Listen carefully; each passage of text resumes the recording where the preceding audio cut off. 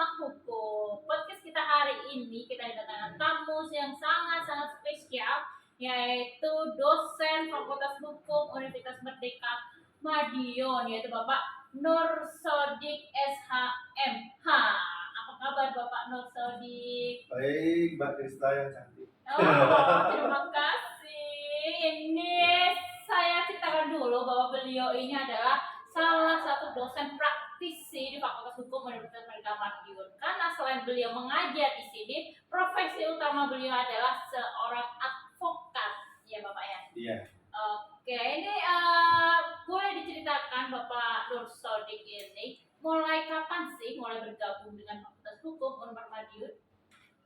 Jadi saya bergabung di Fakultas Hukum Universitas Madiun itu saya mahasiswa ya. Oh, alumni sini? Iya, tahun Oke. 2002. 2002 jadi mahasiswa Fakultas Hukum. Universitas Merdeka Madiun. Lalu lulus tahun berapa Bapak? Saya lulus tahun 2006.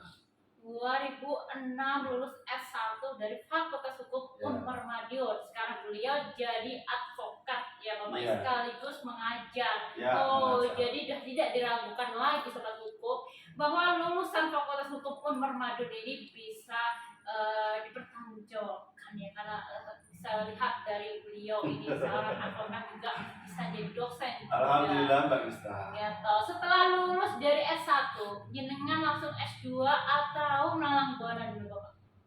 Saya ceritakan dulu ya ketika mahasiswa di Fakultas Hukum sampai mengapa saya menekuni profesi advokat dan akhirnya diminta untuk mengajar sebagai praktisi di Fakultas Hukum. Oke, siap. Jadi awalnya begini Bu, sejak mahasiswa saya itu memang suka ngomong, suka berorganisasi, suka ngomong, sering bertampil di depan mahasiswa yang lain. Berarti aktif ya? Aktif banget, kalau dibilang aktif banget. Sampai teman-teman saya itu fotokopinya aja saya yang ngurusin semua.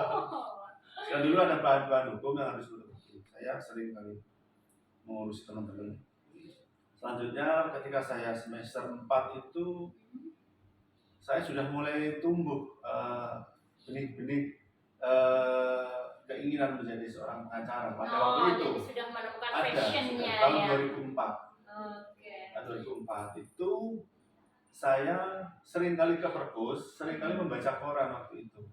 Waktu itu ada yang namanya Gusti Randa SH, artis itu. Oh ya, seorang artis advokat juga ya beliau. Waktu itu artis dan advokat. Jadi inspirasinya Inspired dari situ. sana. Oh. Jadi saya sering ke perpus, sering baca, sering kali, pokoknya setiap hari ke perpus. Nggak ada waktu ya ke perpus. Untuk main gitu nggak ada ya? Nggak ada. Pacaran juga nggak ada ini ya? Kayaknya saya waktu kuliah nggak punya pacar saya. Oh, kayaknya beliau ini mahasiswa kutu buku. Oke, lanjut. Lanjutnya saya terinspirasi ketika waktu itu Gusti Randa kan pakai rambut panjang gitu ya, pakai jas, pakai rambut Keren gitu panjang, ya.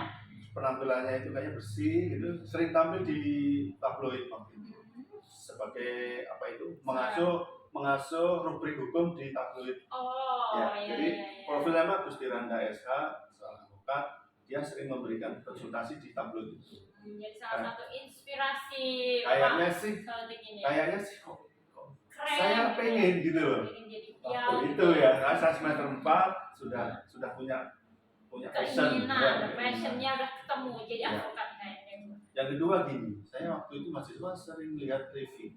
TV itu ada namanya Juan Felix Tambubolon. Waktu itu kasus Pak Harto. Soal advokat juga Ya. ya. Ya Pak Juan Felix Tambubolon ini saya lihat kok sangat kalem kalau ngomong, sangat meyakinkan, terus penampilannya bagus, berkacamata lagi. Jadi pengacaranya Pak Harto kok enak banget gitu ya. Waktu itu saya dari mahasiswa punya inspirasi. Ada namanya Gusti Randa, dan Juan Felix Tambubolon. Yang terakhir ini yang saya sangat ngeh sekali. Waktu itu saya melihat Ferry Juan SH. Siapa Ferry Juan SH? Itu ada waktu itu pengacaranya Zarima Mirafsul. Oh, suka ya. Seorang tersangka narkoba. Oh, gitu. Berarti kejadian Waktu itu ya, lagi viral gitu ya. Iya, Pak Ferry Juan. Nama saya sangat hafal. Namanya Pak Ferry Juan SH. Itu sepertinya sangat menginspirasi banget. Ketika menjadi seorang sarjana hukum, ya apa itu membela seorang wanita yang tersangka kasus narkoba dan ekstasi yang mau dihukum seberat-beratnya waktu itu. Dia tampil membela Jadi gitu ya. Faris Juwan ini sangat, wah, saya kok pengen gitu ya. Ada seorang perempuan tersangka kasus narkotika namanya itu, terus waktu itu sangat booming sekali, sangat viral sekali, sangat menyita media massa seluruh Indonesia. Siapa yang nggak kenal Zarima, Ibu Zarima waktu itu? Dia tersangka di pengadilan untuk kasus narkoba, sehingga saya menjadi ingin sekali membela seperti beliau. Jadi ya lulus S1 Fakultas Hukum langsung melanjutkan ke pendidikan advokat itu ya. Di Gimana Fakultas Bapak? Hukum Universitas Islam Indonesia. Oh, UI Jogja. Itu berapa bulan Bapak? Waktu itu 3 bulan. 3 bulan. 3 bulan pendidikan advokat di sana, lalu langsung ujian. Masuk lolos Bapak. Ujian alhamdulillah lolos. Oke, berarti langsung ya. Terus magangnya Bapak, kan saya dengar kalau jadi advokat selain pendidikannya selama beberapa bulan, lalu ujian advokat, lalu diharuskan untuk magang ya Bapak. Nah itu magangnya di mana? Saya kebetulan waktu mahasiswa sering diskusi dengan para dosen kelas hukum. Oke. Kebetulan di sini ada dosen namanya Bapak Muhammad Juli Budiono SH. Oh, beliau dosen juga ya, dosen tetap ya, senior. Waktu itu Bapak Muhammad Juli Budiono SH itu juga terkenal juga di Madiun juga sebagai advokat ya. Waktu itu pengajar, tapi beliaunya ini sudah memang maestronya di Madiun. Oh, gitu advokat senior juga. Sangat disegani waktu itu. Sehingga saya mengajukan diri magang di kantor beliau. Berapa bulan Bapak? Atau ikut selama beberapa tahun? Saya magang 2 tahun ditambah kemudian 2 tahun, jadi 4 tahun. 4 tahun ikut kantor advokatnya Pak Juli Budiono. Iya. Lalu mendirikan sendiri kantor advokat itu di tahun berapa? Sejak 2012. 2012 mendirikan kantor advokat sendiri. Dinamakan apa Bapak? Saya waktu itu namakan kantor advokat Nursedik SH dan Associate. Lokasinya di mana ini? Mungkin bisa di-share pada sobat hukum yang mau konsultasi atau membutuhkan jasa beliau. Ini di mana Bapak? Pendirian sampai sekarang berbeda-beda karena kantornya kita sewa. Oke, saat saya ini dulu dari Jalan Serayu Timur 9 nomor 9 terus pindah. Dari nol ya berarti ya, sampai dari kecil. Kenal sekarang. Dari kecil banget waktu itu. Jalan Serayu Timur 9 nomor 9 sama ibunya tuh dekat banget itu yang punya rumah itu. Gimana Pak, gimana sidangnya? Semua cerita. Selanjutnya sewa lagi di jalan pinggir di Jalan Raya Ponorogo Madiun. Sekarang alhamdulillah sudah membeli kantor sendiri. Oke, sekarang lokasinya yang terakhir di Jalan Jasmin 8. Jasmin 8. Pancanaka Orchid Residen, Surabaya, Gegar Madiun. Jadi yang mau berkonsultasi atau menemukan pendampingan dari beliau soal hukum apapun ya Bapak ya, nah bisa menghubungi dari Bapak Narsodik ini. Dan untuk bergabung jadi dosen Fakultas Unpar itu tahun berapa Bapak? Kebetulan waktu itu Pak Dekan namanya Pak Juli Budiono SHMU itu memberikan tayang kepada saya, Mas, kalau kampus hukum kita dikasih praktisi masih mana?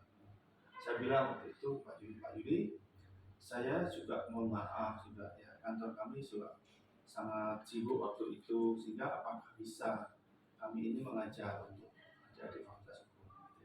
Akhirnya Pak Juli menyampaikan bisa, pokoknya bisa itu, yang penting dijalankan nanti sama-sama. Akhirnya tahun 2014 waktu itu 14 bergabung ya atas motivasi dari Pak Juli selaku dekan saat itu ya. Karena pikiran beliau begini, sebenarnya sederhana. Mahasiswa fakultas hukum harus dibekali keterampilan kemahiran hukum praktisi. Betul. Karena beliau menyampaikan anak-anak kalau tidak diajar oleh orang yang berpraktek, apakah hakim, apakah jaksa, apakah polisi, apakah advokat, maka anak-anak akan kurang ilmu prakteknya. Sehingga saya kalau disuruh Pak ini biasanya nggak mau nolak biasanya. Nggak bisa ya. Karena takut waktu itu magang di beliau. Jadi nggak bisa disuruh nggak Pak, saya nggak mau, nggak bisa. Ya akhirnya ya Pak saya terima gitu. Oke, jadi ya Pak Sobat Hukum semua, jadi